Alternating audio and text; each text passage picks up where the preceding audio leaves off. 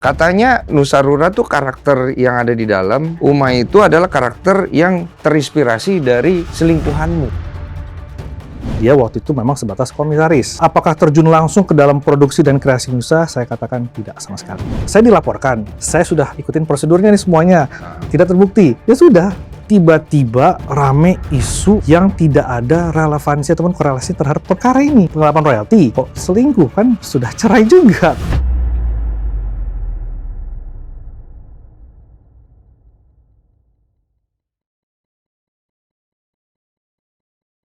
Jadi kan udah denger lah keterangan dari Mbak Anissa, udah nonton kan ya? Sudah, alhamdulillah. Oke, kita dari ini dulu deh. Kamu kan ceritanya founder animasi dari Nusa Rara. Ya, saya salah satu di antara tiga lainnya. Ya, Oke. dua lainnya, sorry. Berarti ada nama lain nih. Betul, ada. Nama siapa aja nih? Sini ada Mas Boni Wirasmono dan Ricky Manopo. Oke, Ricky Manopo. Berarti Mbak Anissa tidak masuk dalam founder ya? Tidak. Oke. Itu tahun berapa itu kemudian tercipta? Di sertifikat merek sih di 2018 ya. 18-an ya? 18-an, betul. Nah, sebelum 2018 tercipta itu pasti ada yang menginisiasi atau gimana ceritanya? Jadi gini, dulu kan saya punya studio animasi dan memang kita mengerjakan jasa animasi dari luar negeri mau dari dalam juga banyak proyeknya. Oh, pantas bagus ya itu misalnya. Iya. Nah, dari pengalaman itu kan kita pengen dong bikin suatu karya, ya kan. Dan alhamdulillah dikasih kesempatan dan juga lagi tuh apa ya ibaratnya tim nih semua belajar lagi, belajar ngaji lagi. Dan alhamdulillah situ kita nemuin banyak banget ibaratnya formula untuk kita rangkum dan kita kemas dalam serial animasi Nusa ini. Makanya kan Nusa kan pendek, tapi kan ya alhamdulillah sih yang kita tahu sih dampaknya banyak ya. Ya jadi ya udah alhamdulillah kayak gitu. Itu formula yang udah kita coba cari selama setahun lebih. Oke. Nah, ini satu pertanyaan mungkin gua agak lompat ya. Katanya Nusa Rura tuh karakter yang ada di dalam si Uma ya. Uma itu adalah karakter yang terinspirasi dari selingkuhanmu katanya. Gini, kartun ataupun animasi Nusa ini dibangun oleh ratusan orang, bukan aku sendiri. Memang kita ada pendiri 3, cuman kan tim kan banyak ya. Ada tim desain, tim lighting, animasi, dan render. Dan tim desain inilah yang mendesain Nusa Rara. Terutama Chief Creative Officer-nya yang approve semuanya. Jadi dibilang terinspirasi, ya kembali lagi yang ciptakan nih puluhan orang. Tidak mungkin dari saya sendiri dan tidak mungkin dari saya karena secara struktur organisasi juga ada creative officer yang ngasih approval. Nah, kalau kayak karakter-karakternya, misalnya kayak si siapa Nusa ya, Nusa itu yang ciptain siapa? Kalau Nusa dan Rara itu langsung saya. Oh, itu lu yang ciptain nih? Yes. Gue pengen Gua punya yang dua gambar, karakter nih rasanya ya. betul. Oke, Nusa dan Rara. Betul. Terus dia harus punya ibu dong ceritanya. Betul, Nah, betul. ibunya siapa yang ciptain? Nah itu tim semua, karena kan saya inisiasi doang nih. Gue punya ide nih, Nusa dan Rara. Selebihnya kan udah ada scriptwriter, ada tim desain segala macam. Dan dikembangkan begitu ya. Betul. Oke, nah dalam perjalanan itu akhirnya berhenti di COVID ya kalau saya nggak salah ya. Betul, unfortunately ya. Berhenti di COVID. Dan disinilah permasalahan mulai timbul di mana si Mbak Anissa dia merasa bahwa hak-hak dia yang ada di Nusa Rara itu tidak diberikan. Ada kan dengarkan poin yang itu? Betul. Nah, bagaimana kamu melihatnya? Sebenarnya Mbak Anissa ini posisinya di mana sih? Dia kan istri ceritanya dulu ya? Betul, mantan istri. Kapan mantan istri ya? Kapan nikahnya? 2011. 2011. Berpisahnya? 2022. 2022 ya. Nah, Nusa Rara itu berdiri di tahun 2018. 2018. Nah, pada saat dia berdiri, Mbak Anissa ini ada keterlibatan nggak di dalam itu semua? Nah, kita lihat tadi dulu nih, Bang Denny tadi punya poin yang menarik tentang hak dan kewajiban. Ya kan, kita lihat tadi diskusinya kan secara hak cipta tidak tertera.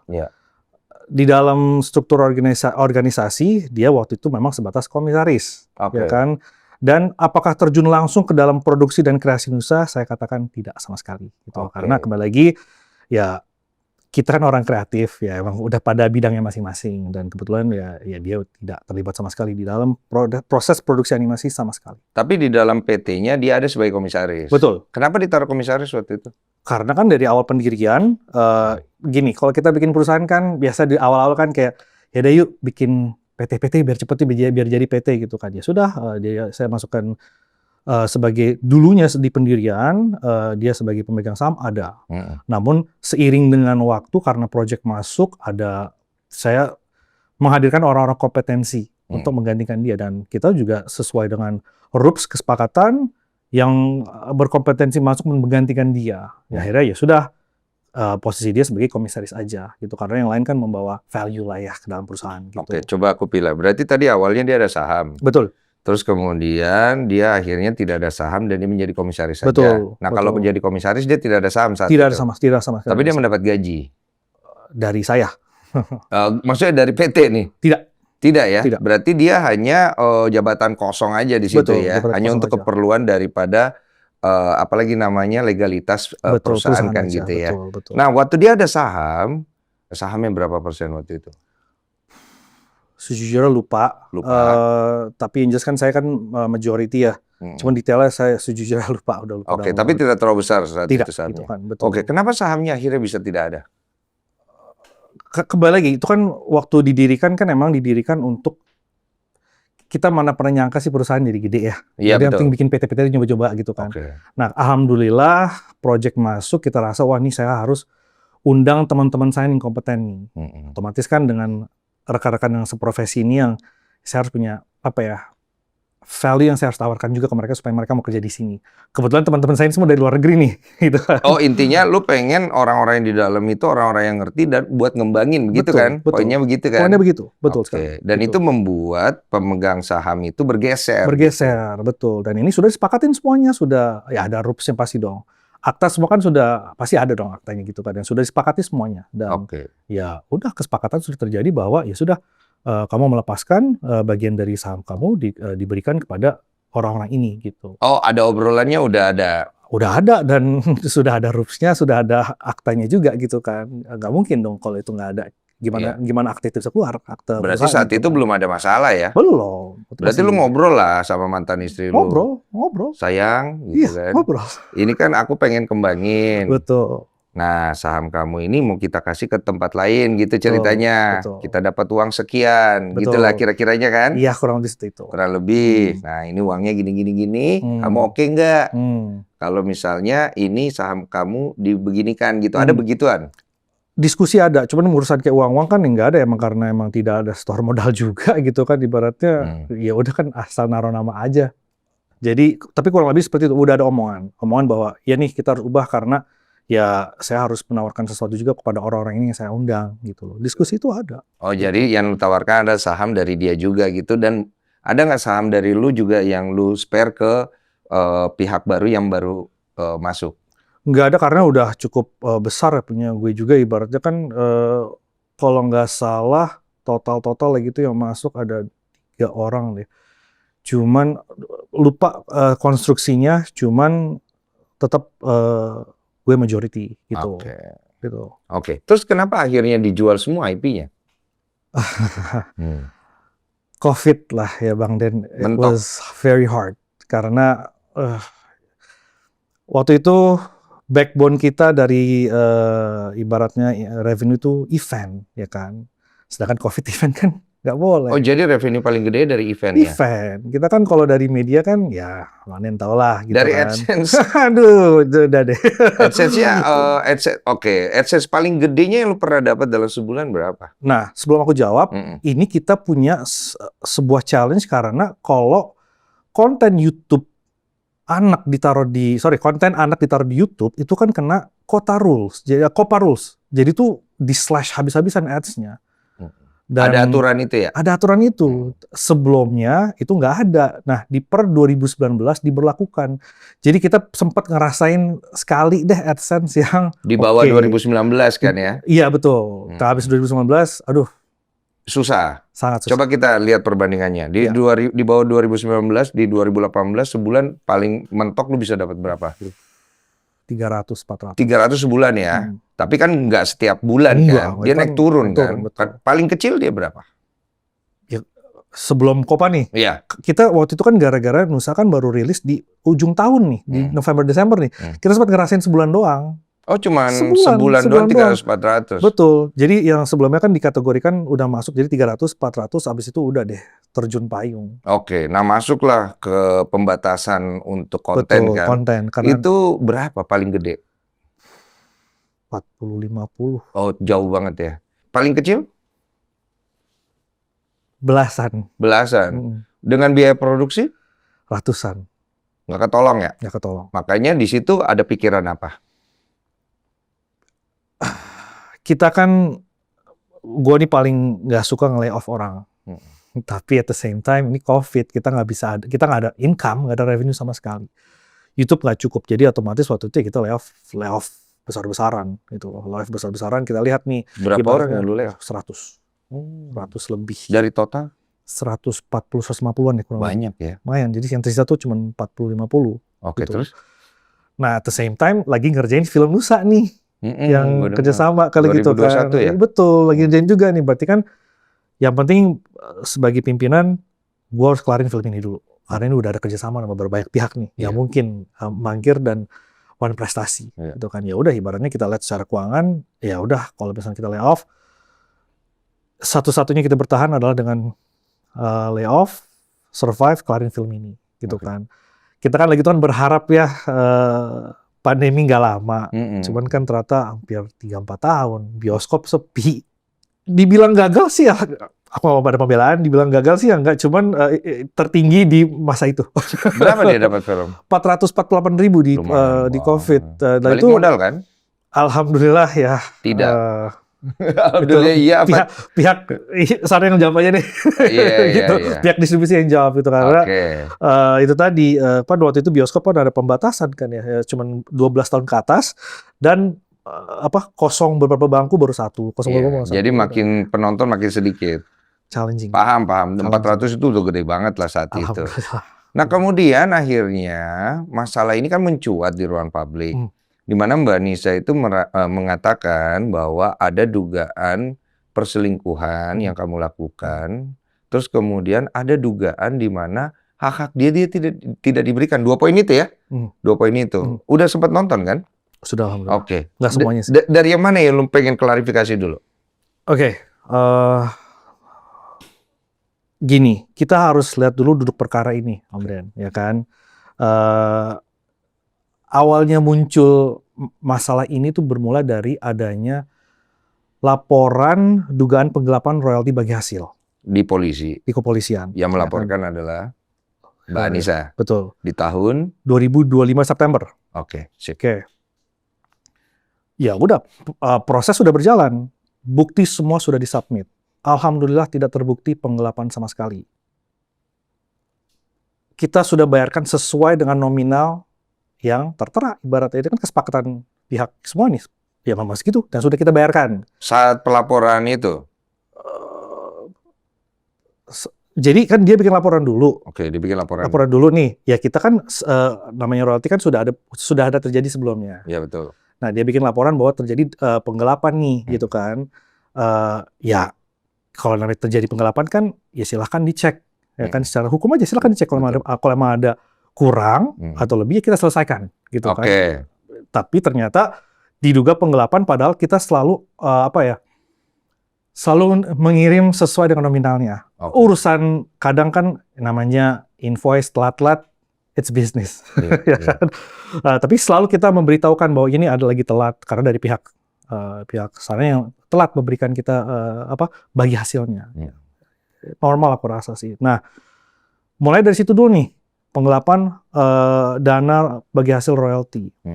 Ya sudah kita ikutin prosesnya, kita sudah selesai, kita sudah dipanggil, saksi-saksi semua dipanggil, sudah dicocokkan semua bukti-buktinya, terbukti tidak ada penggelapan. Oke, cuma ada keterlambatan aja gitu? Ada keterlambatan aja. Penggelapannya tidak ada? Tidak ada. Nah, harapan aku, udah dong, selesai dong.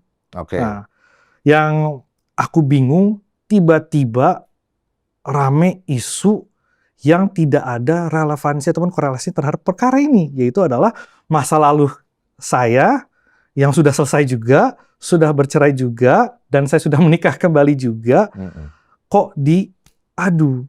So, saya bingung justru, kok apa relevansi, what's the case? Case-nya apa nih? Kan penggelapan royalti. Kok selingkuh, kan sudah cerai juga.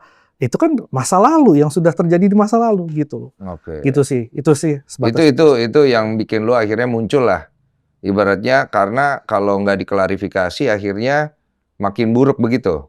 Betul. Jadi sebelumnya semua pihak saya sudah katakan saya memilih untuk diam. Diam. Awalnya nih. Awalnya, karena kan pertama ini konsumsi pribadi. Iya, betul. Nggak perlu gitu kan. Nah, udahlah, mau pihak sana juga mau ramin, udah nggak usah gitu. Udah, ini coba kita selesaikan melalui proses hukum yang ada gitu kan. Karena kan ini adalah personal issue gitu kan, personal konflik gitu kan. Iya, dan kalau masalah yang kayak tadi, masalah ada dugaan-dugaan itu kan kenapa nggak diselesaikan di ranah pribadi, itu maksud saya. Itu dia. Makanya itu tadi kan, saya dilaporkan, saya sudah ikutin prosedurnya nih semuanya, tidak terbukti, ya sudah. Tapi kan yang dilaporkan kan bukan masalah perselingkuhan, yang dilaporkan kan penggelapan dana kan. Exactly. Nah, gitu. Perselingkuhannya kenapa nggak ada obrolan kalian? Maksudnya begitu kan dia mencuat nih, lu nggak ada coba hubungi dia. Ini ada apa? Kenapa jadi kamu bahas tentang ini? Emangnya saya selingkuh dulu gitu? Maksudnya kayak begitu. Ya gini, hubungan saya sama dia sih tidak bisa lagi di dalam sebuah jalur komunikasi tanpa ada perantara. Oh, berarti ada satu trigger yang membuat akhirnya jadi kayak gitu. Walau alam. Kan kita kan selama ini kan lapor transfer. That's all. Sebatas itu doang kok. Nah, tiba-tiba ada laporan. Ya sudah. Oke, kalau emang kita kurang sampai kita lakukan due diligence, emang ada yang kurang ya? Bahkan pajak royalti aja saya yang nanggung. Gitu kan. Ya udah nggak apa-apa kan, goodwill aja deh. Yaudah, kita nggak mau ada isu deh. Tapi setelah selesai munculnya ini, nah ini saya justru bertanya-tanya, why? Gitu loh. Dan saya memilih untuk diam pertama karena sekali lagi saya ulangin, ini bukan ranah publik. Kedua, ini muncul di bulan Ramadan. Sebagai sesama muslim, kita kayaknya harus menghargai bulan ini gitu. Namun karena isunya udah kemana-mana dan unfortunately menyeret nama keluarga, dan yang paling gak enak itu anak-anak kena juga. Kenapa anak-anak maksudnya kena juga? Namanya masyarakat sudah melihat foto nama, cari-cari, muncullah foto anak saya gitu. Dan wah, kalau gini sebagai suami, sebagai kepala keluarga, kayak ini punya rasa tanggung jawab dong untuk meluruskan. Ini udah kemana-mana nih. Orang tadinya kesana kok jadi kemana, nggak ada nih.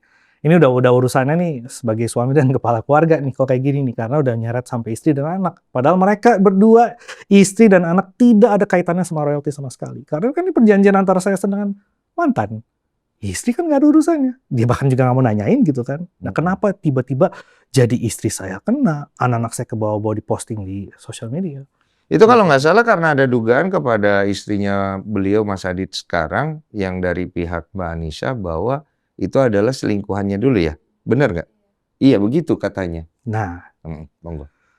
Saya kenal sama istri saya sekarang nih, Mbak Sabrina Farhana itu di 2022. Oke. Saya menikah di 2023 secara sah setelah saya bercerai. Bercerainya di 2022 Desember. 2022 Desember. Kemudian saya menikah dengan istri saya sekarang di Februari 2023. 2023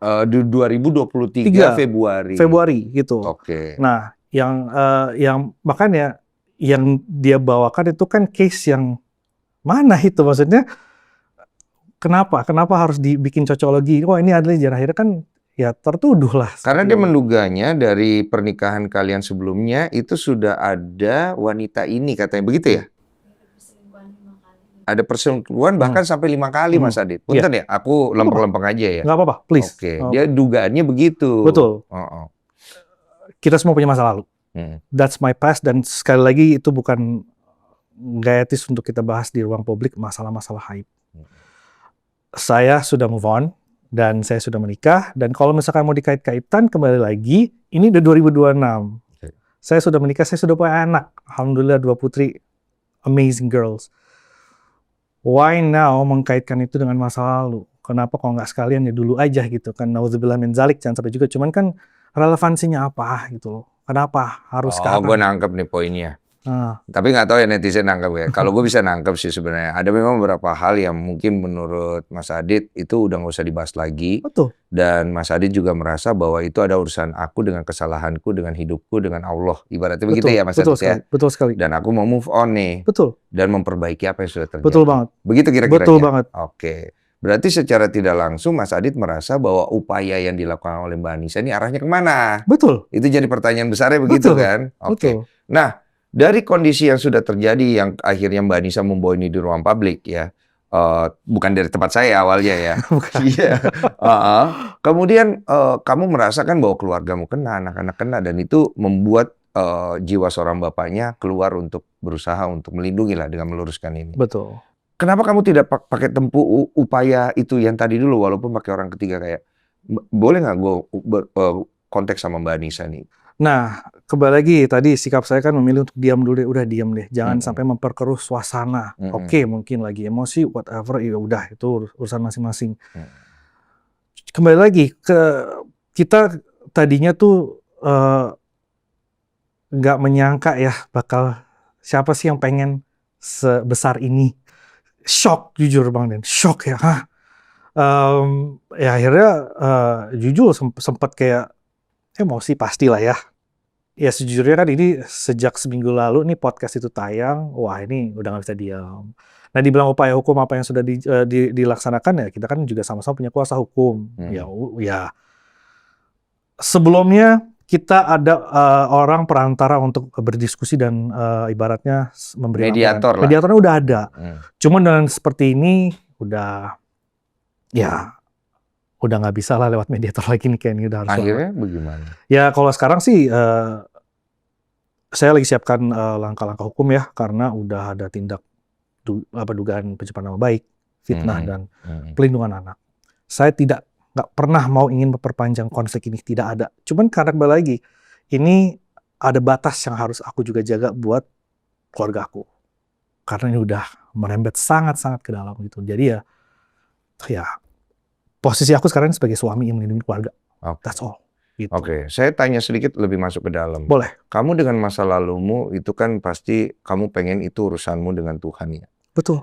Kamu pengen itu kamu selesaikan sendiri tanpa akhirnya melibatkan pihak-pihak lain. Karena itu akan menjadi lebih complicated dan rumit kan ya. Betul sekali. Pasti kan dengan adanya hal ini kan kamu akhirnya tergores di dalam. Pasti melibatkan juga istri, anak yang dimana kamu juga harus bagaimana ya. Bersikap jujur tapi ada dilema. Kalaupun saya melakukan langkah ini, jadi kayak ibaratnya buah si malakama kalau istilah saya. Betul ya? Betul. Ini kan berat banget. Ini man to man, laki to laki lah bicara. Betul. Apa sebenarnya yang lu rasain, lu bisa bahasakan gitu? Kayak, gue bingung nih Mas Den gitu. Jujur, gue adalah orang yang bangunnya pagi, tidur malam. Dan jadi berarti jam tidur gue tuh kecil. Nah selama ini tuh, sejak kejadian ini, gue tidur terus. Tidur ya terus. Karena ada salah satu hadis bilang kalau marah tidur. Gitu. Supaya nggak akhirnya jadi gitu dosa. Iya betul. Dan soalnya ya gimana sih man to man kalau namanya ada yang mengganggu keluarga kan pasti kan kita takutnya reaktif ya. Takutnya malah kemana-mana. Dan yang saya khawatirkan justru itu tadi. Yang tadi masalah simple kalau saya reaktif jadi kemana-mana lagi nih. Nggak selesai, nggak ada ujungnya gitu kan. Ya udah kemarin sejak podcast itu tayang 2 hari tuh tidur. Bener-bener berusaha untuk tidak mengingat itu ya. Nggak bisa. Informasi datang bertubi-tubi dari mana-mana. Keluarga semua, keluarga baik yang marah. Marah kenapa keluarga? Ya. Marah ke lu atau marah karena? Marah karena ini kok jadi begini, kok ceritanya begini. Karena mereka tahu semua faktanya juga, mereka tahu kok istri saya yang sah ini bukan selingkuhan saya, kenapa jadi dia yang tertuduh gitu. Kan jadi ngerasa ini kan personal banget gitu kan. Gitu. Jadi tuduhannya jadi istri yang sah ini adalah istri selingkuhan yang mana dinikahin begitu. Sedangkan itu menurut kamu tidak benar sama sekali. Tidak benar sama sekali. Menurut keluargamu juga tidak benar. Tidak benar sama sekali. Orang kita nikah dihadiri oleh semua keluarga. Gitu. Nah ini ada satu narasi dari netizen sebenarnya. Karakter abah atau ayah di Nusa Rara, kenapa dibuat LDR? Sehingga cocok logi penonton dari isu ini. Begitu ya? Iya, netizen ini dari netizen. Ya, Maaf ya, alhamdulillah, Masya Allah. lu harus menjawab semuanya Masya Allah, gitu. alhamdulillah, insya Allah dijawab. Jadi Iya. gini, waktu kita desain Nusa di awal, memang kita desain keluarga ini tuh layaknya keluarga umum Indonesia. Kan ada aja yang LDR, ada yang kerjanya di jauh, segala macam. Bukan keluarga yang selalu 24 jam selalu ada. Memang didesain seperti itu. Dari awal tuh, kalau lihat dari episode-episode pertama, kita hanya Nusa Rara. Baru nongol Uma juga setengah badan. Aba aja itu nongol di filmnya. Sengaja memang kita desain seperti itu supaya penonton tuh penasarannya terus mana sih karakter itu. Emang didesain ya, kalau dibilang marketing desainnya seperti itu emang. Iya. Itu doang, kok nggak ada cocok lagi sama sekali. Iya, tapi masyarakat merasa bahwa ini jangan-jangan ini sesuai dengan, ngerti kan? Lu bisa masuk di akal lu nggak itu? Maksudnya ketika dicocok lagi ke sana bisa nggak gitu? Walaupun akhirnya kamu akan membantah itu ya karena kamu nggak merasa begitu. Paham. Aku tidak membantah apapun spekulasi ataupun keputusan netizen terhadap framing itu gitu. Iya, silahkan. Cuman kalau emang aku harus jelaskan ya ini adanya. Gitu. Ya itu adanya aja gitu ya. Nah, kan dari pembelian IP-nya Nusa Rara gitu, apakah ada komplain terkait dari kasus ini? Gimana maksudnya? Jadi komplain kan, dari pihak? Iya, ini kan IP-nya udah dibeli nih. Betul. Dan ada masalah kasus ini, ada komplain nggak dari pihak mereka? Jelas. Ada komplain? Ada, tentunya lah, karena kan komplain apa itu? Komplainnya kan kayak kok jadi rame, dan ramenya bukan masalah yang positif malah masalah lingkungan, masalah yang jauh dari values Nusa Rara gitu kan. Pastilah ya, kan ibaratnya kan kita ya logikanya kita beli suatu barang, kita pengen kan barang itu kan bagus gitu kan. Nah, brandingnya juga bagus. Brandingnya juga bagus gitu loh. Jadi implikasinya sangat besar, dan akhirnya aku coba ya ibaratnya komunikasi juga lah dengan pihak sana juga gitu. Ini gimana langkah-langkahnya segala macam ya. Dibilang ada merasa keresahan, jelas sangat merasa resah. Oke.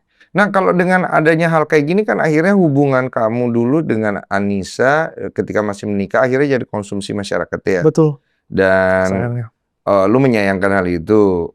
Lu akhirnya keberatan nggak ketika penyebab kalian berpisah itu akhirnya dicari tahu oleh netizen dan kemudian mungkin keluar dari mungkin dari statementnya Mbak Anissa, kenapa kalian berpisah gitu. Akhirnya lu keberatan nggak tentang hal itu semua?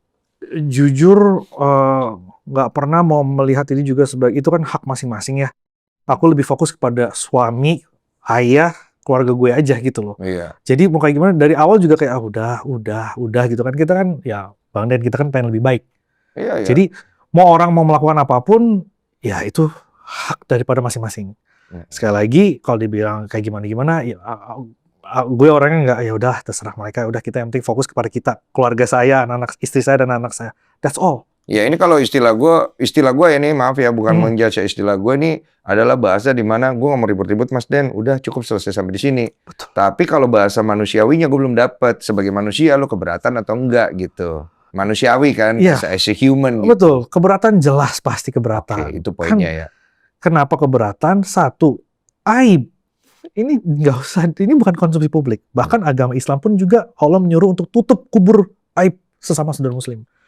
Keberatannya dari fondasi agama seperti itu, dari fondasi diri ya jelas keberatan gitu loh. Pasti keberatan. Iya. Gitu. Dan mungkin satu pertanyaan lagi dari benakmu mungkin adalah arahnya mau kemana gitu maksudnya? Betul. Orang mau kemana? Apa? What's the end goal of this? Saya juga masih bingung gitu. What's the end goal? Cuma dari saya, karena udah kemana-mana ya pasti seperti saya ulang tadi, ada upaya hukum dari saya pastinya. Oke, dari istri sendiri yang sekarang, dia pasti kan ada keresahan yang akhirnya dia tuangkan ke lu. Keresahan apa yang dia tuangkan? Sampai akhirnya, ya lumayan pasti membebani lah gitu. Alhamdulillah ya, istri gue sekarang nih mentalnya baja. Gue salut, justru dia malah posting terus, dia malah ya kayak, ya udahlah, ibaratnya kan dibilang terdampak pasti. Tapi kita sama-sama saling ingetin, saling support bahwa ya udah, dia tahu kok akar masalah kan sebenarnya kan dari gue gitu kan. Ini kan sebenarnya kan memang nggak ada dia, jadi dia juga ngerasa ya emang dia bukan yang dituduhkan masyarakat itu kok, jadi dia ngerasa kayak ya udah bukan gua kok gitu kan. Ya udah, tapi keresahan ada karena kan ujian itu tadi kan bawa nama dan bawa anak-anak gitu. Iya, tapi kan pastinya dengan istri lu yang lu gambarin kayak tadi, mentalnya baja, dia very positif dan lu malah salut gitu, tapi itu bikin lu tambah beban bukan? Sebagai laki-laki. Beban ada, ya pasti dong. Itu bikin tambah beban. Tambah beban. Iya. Tambah beban pasti. Bikin tambah beban kan? Pasti. Bikin lu ngerasa gue harus ngelakuin sesuatu nih. Iya. Gue udah dapat wanita yang gue salut dengan Iya. reaksinya dia Betul. terhadap satu masalah. Betul. Itu yang bikin lu makin terbebani gitu. Dan ya karena emang kembali lagi framingnya udah kemana-mana, ya kita coba ya saling support dengan gaya kita masing-masing untuk coba lihat core masalah ini. Core masalah ini gitu. Jadi kita terus tuh core masalah ini apa, ya udah gitu aja gitu. Iya. Ini bukti-bukti apa yang lu bawa? Intinya dari bukti-bukti ini apa yang bisa lu sampaikan? Ya, nggak gini. Intinya kan kembali lagi ini ada bukti buku nikah. Gue nikah secara sah sama istri gue yang sekarang. Oh, ada buku nikah bahwa lu nikah secara sah ya? Gue udah cerai juga. Emang ada isu apa sih gara-gara itu? Dipikir ini ya, siri? Iya. Pelakor siri itu jadinya siri? Oke, berarti surat nikah ini sebagai bukti bahwa nikahnya sah. Sah. Untuk mematahkan opini bahwa merebut gitu. Jadi ini untuk membuktikan poin itu bahwa lu nikahnya sah gitu. Oke. Gitu. Tapi tidak bisa mematahkan narasi yang sudah di luar bahwa jangan-jangan beliau udah ada dalam pernikahan kalian. Itu bagaimana mematahkannya itu, Mas? Apa yang mau dipatahkan? Saksi kita semua di sini keluarga. Oke. Ya kan? Saya ketemu sama istri saya sekarang tuh di bulan Juni 2022. Saya sudah talak 3 situasi sama mantan istri. Sudah talak 3. Di agama Islam tuh udah nggak bisa rujuk gitu kan. Ya sudah. Saya kan menjalankan hukum Islam. Memang harus juga dijalankan hukum negara. Ya kan saya proses dong. Cuman kan saya dapat masukan dari sana sini jangan lama sendirian. Gitu kan nggak baik lah bahasa gitu. Ya sudah. Ya ibaratnya kan ya sudah saya sudah talak 3. Saya lagi proses. Ya sudah selesai. Dari awal pun ketemu sama keluarga sama istri saya sekarang saya sudah jelaskan seluruh perkara saya di masa lalu. Terima atau enggak saya? I'm not holy, I'm not a good person juga. I have a past. Saya punya masa lalu juga. Tapi saya mau berusaha menjadi baik gitu. Dan alhamdulillah terima baik semua keluarga ini juga. Sudah kita nikah, dihadirkan oleh semua pihak, keluarga saya, keluarga dia. Sah. Dan itu sebenarnya kamu pengennya nyelesain semua di ranah pribadi aja, nggak usah sampai kamu harus keterangan di publik gitu ya? Nggak perlu. Iya, karena kamu nggak mau meninggalkan ada bekas-bekas cerita masa lalu yang akhirnya apa tuh? Mungkin ditonton anak-anak atau apa gitu jadinya. Anak-anak lah, kasihan. Mereka dampak dari itu tuh ya anak-anak. Iya, tapi pasti ada penyesalan di dalam diri kan? Of course, pastilah, pasti. Bagus. Karena gini, saya juga dulu kan bajingan ya. Dan saya selalu berusaha untuk memperbaiki diri saya gitu. Tapi itu kan urusan saya ke depannya ya. Gitu. Cuma ketika harus muncul di publik ya mau nggak mau saya harus klarifikasi juga. Dan itu saya pernah alamin juga gitu. Tapi ya saya harap sih sebenarnya poinnya adalah sadar diri dari sebuah kesalahan itu jauh lebih penting daripada hanya sekedar mengklarifikasi. Betul sekali. Itu kan poinnya begitu. Betul banget poin itu sekali. Iya, tapi ya apa boleh bilang ya, nasi sudah menjadi bubur seperti ini ya tetap harus kemudian dicari solusinya. Iya, betul. Nah, solusi apa yang kamu harapkan dari isu yang sudah akhirnya kebawa ke publik ini? Kembali lagi kalau harapan saya sih udah jangan diperkeruh lagi. Ya karena sudah ramai juga ya, saya kembali lagi saya harus menyelesaikan juga beberapa hal yang sudah terjadi karena sudah menyerempet nama baik, fitnah dan perlindungan anak ya. Ada mau bikin laporan polisi gitu. Itu saya harus lakukan karena siapa yang pengen ini kan timbal balik aja gitu. Ya, tapi semoga statement ini tidak dijadikan narasi untuk membuat panas ya. Nggak mau, saya nggak mau bikin konflik. Saya tidak mau bikin konflik apapun, nggak sudah. Tapi kan nggak bisa dipungkiri juga nih. Man to man, ini keluarga sudah diserang, serang saya aja, jangan serang yang lain gitu kan, gitu. Tapi kalau udah sampai kemana-mana, sampai nunjukin ini segala macam, nggak etis lah, gitu kan. Orang konsumsi kita berdua ibaratnya kita berdua aja gitu. Dalam hal ini apa yang paling menyakitkan lu? Komentar atau apa gitu yang paling nyakitin perasaan lu bang? Melihat istri dan anak-anak gue. Oh, lu melihat istri dan anak-anak lu itu nyakitin lu banget dengan kondisi ini. Kenapa? I love them. They don't deserve this.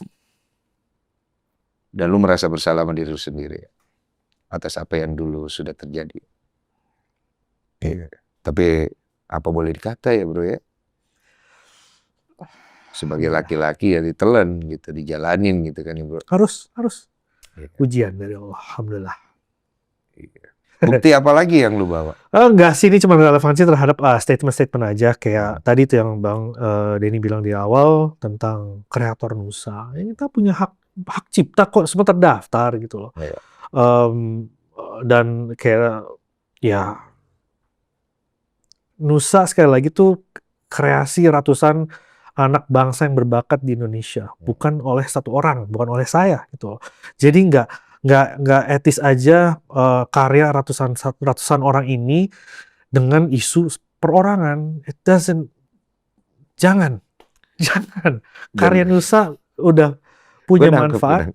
Udah, biar itu udah jangan disangkut-sangkut. Dan lu merasa bersalah banget di posisi sangat. Dan gue juga kalau ya gini deh, Bang Den, analogi simpelnya deh. Kalau Bang Den punya masalah sama istri, nggak mungkin dong bawa anak. Iya. Stay di level sama istri aja. Tiba-tiba anak, ini kan nggak mungkin lah. Ya udah, ini kan ibaratnya kan masalah kita berdua, nggak usah bawa. Kalau emang dikatakan ini adalah karya dia, nggak usah dibawa-bawa dong. Jaga sebaik-baiknya. Ngapain harus diseret-seret? Ngapain harus dijadikan sebuah statement publik gitu kan? Dan itu sudah no issue dengan pelaporan ke polisi yang sudah diselesaikan. Sudah Jadi there's no issue menurut kamu dari situ selesai. Dan isu kedua adalah masalah hubungan kalian yang dulu, ngapain lagi dibawa ke permukaan. Kan udah cerai 2022, 2026 gitu. Dan sayang juga kan akhirnya ini berbuah laporan polisi kan. Karena kan masing-masing sudah masing-masing. Betul. Itu begitu maksudnya ya? Betul. Oke. Kira-kira apa yang lu pengen bilang ke mantan istri lu? Karena ini kan pasti sama-sama saling nonton nih.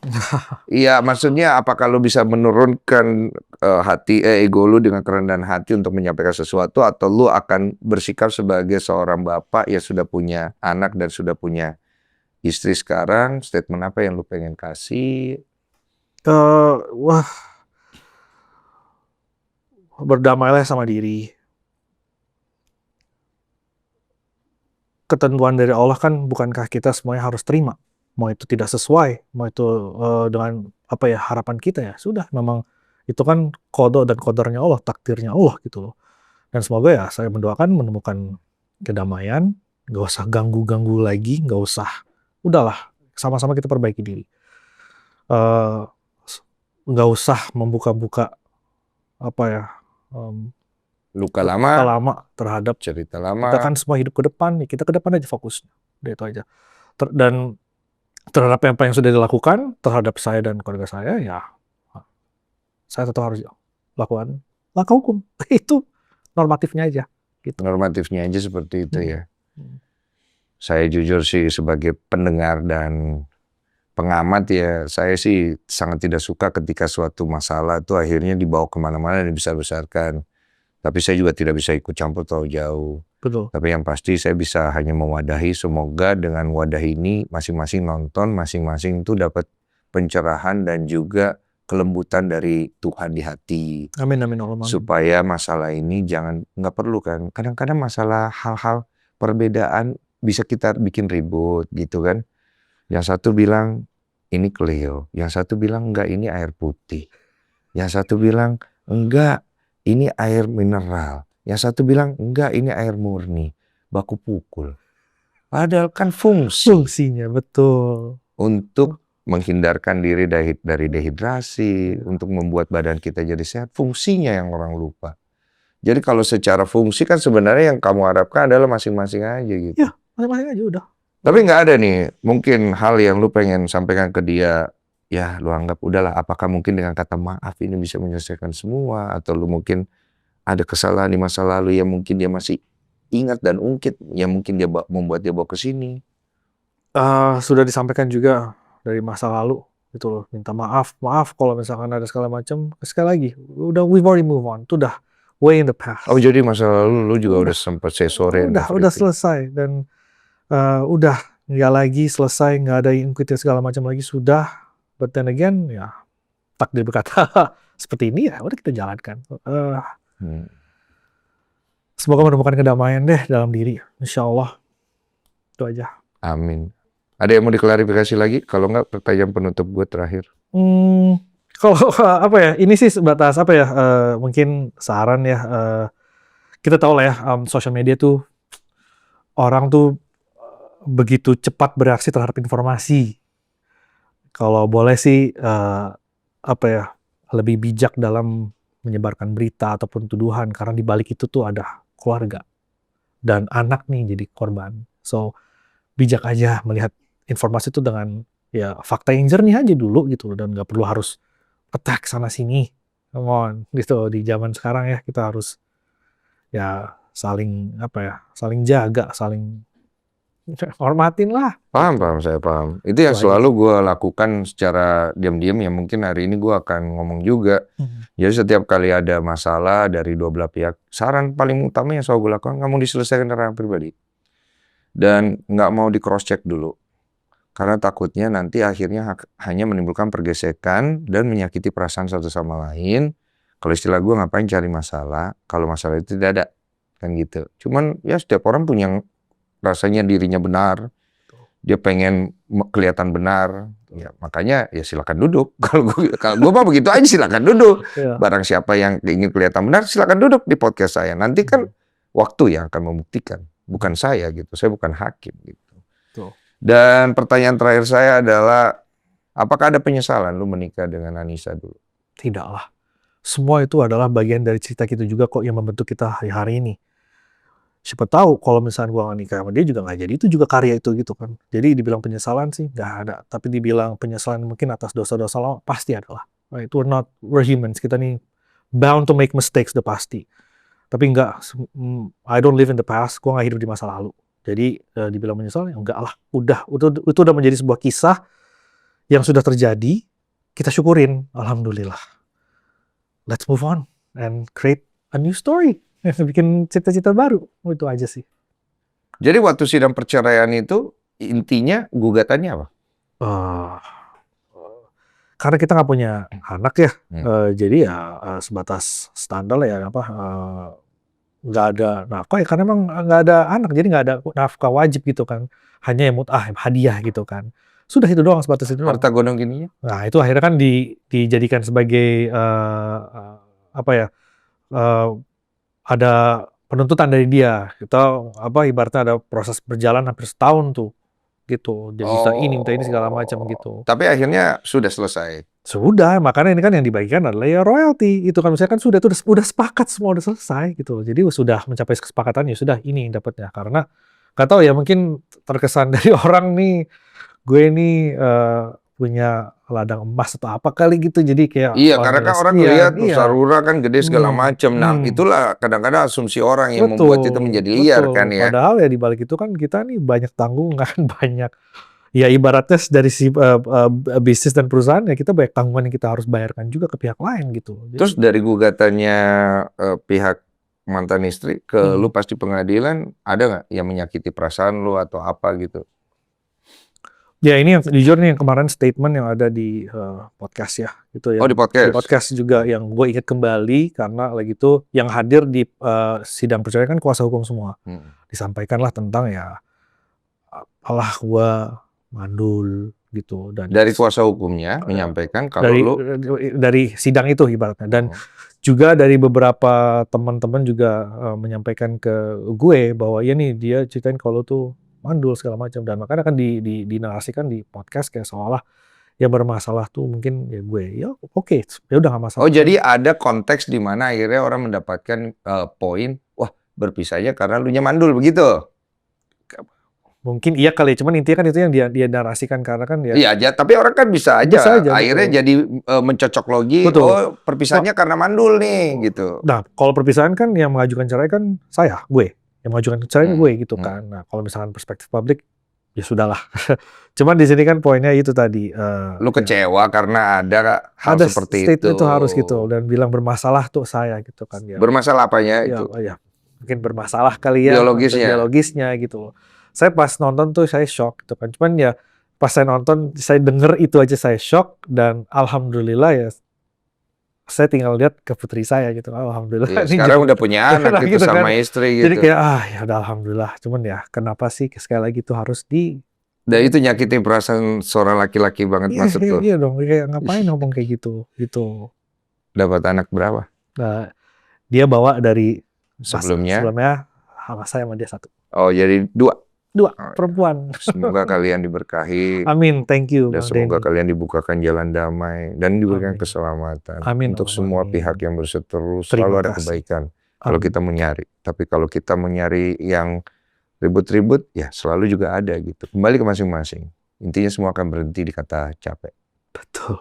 Yang terbaik ya bro. Betul. Thank you banget ya. Terima Bang kasih Denny banyak sudah atas datang ke sini. waktunya. Sama-sama. Thank you banget.